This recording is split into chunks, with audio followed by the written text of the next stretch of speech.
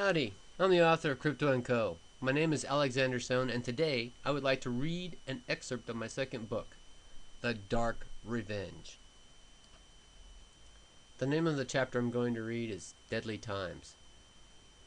It was a cold morning, perfect for a hike through the forest, and Johann took a deep breath of the forest air. Johann was what the Germans called obdachlos, meaning homeless. In Germany, homeless means something a little different than in America. Due to the German welfare system and government-sponsored housing, it was more of a choice. Johann was one of those people who had decided just to opt out of modern life. He preferred the walking from place to place to the hustle and bustle of normal everyday life. He had been a successful Metzger, meaning butcher, and had owned a family-run butcher shop, or Metzgerei. However, times were not so good as they used to, due to the competition, the big chain supermarkets and the other family-run shops who did anything to stay in business.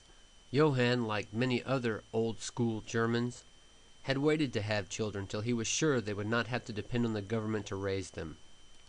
Tragically, his wife suddenly passed on from an unexplained heart attack while he was at work.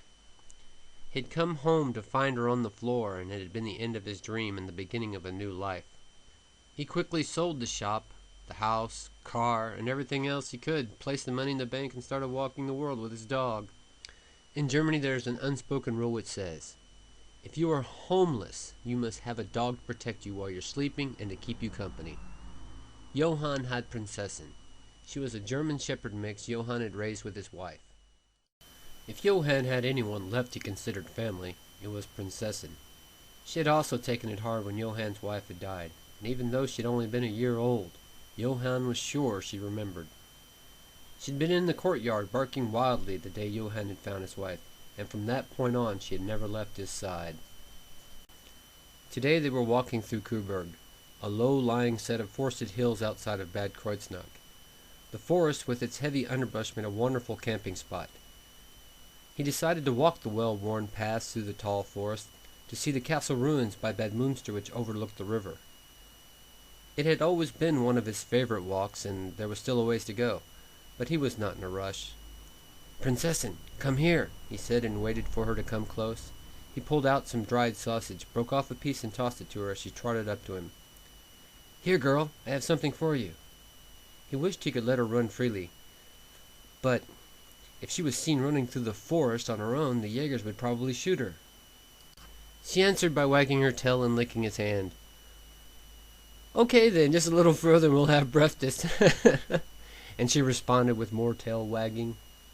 Suddenly, her tail stopped wagging and she let out a deep growl. "What is it?" Her reaction surprised him. She normally only growled when she was playing. She was dead intent on something further up the path.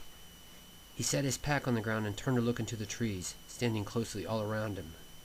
He did not see or hear anything except for the wind blowing through the trees. He knew sometimes there were wild boars around and they could be dangerous, but they would normally make lots of noise if they were up and about. However, right now, he couldn't even hear a bird, and that was strange. Normally this area was filled with birds and other small animals. Prinzessin continued to growl and placed herself in front of him. "I don't see anything, Prinzessin. What's gotten into you?" He knew animals could sense things men could not, and it unsettled him. He started to take a step forward in the direction she was growling, and she jumped to the end of her leash with enough force to almost remove his arm from his socket. "By foos!" he said sharply, and pulled on the line. She stopped pulling for a moment, then growled loudly, then went into a half-crouch with her ears laid back and her teeth laid bare. Johann started to pick up his pack when he heard rustling in the underbrush. It spooked him further, as he still couldn't see anything in the forest, and it had been close. His skin began to crawl as he finished picking up his pack, and his eyes darted back and forth, checking for movement. Prinzessin slowly backed up growling, and Johann decided it was time to put some distance between him and this spot.